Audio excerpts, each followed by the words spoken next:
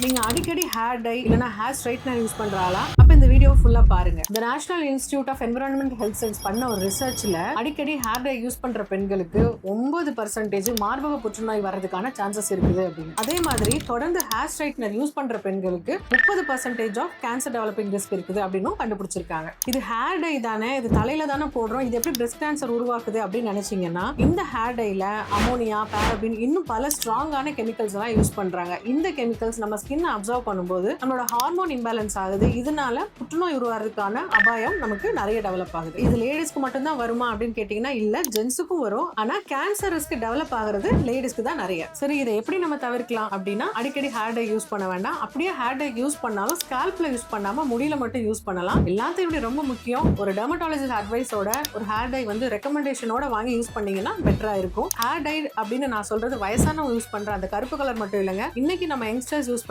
எல்லா கலரும் தான்.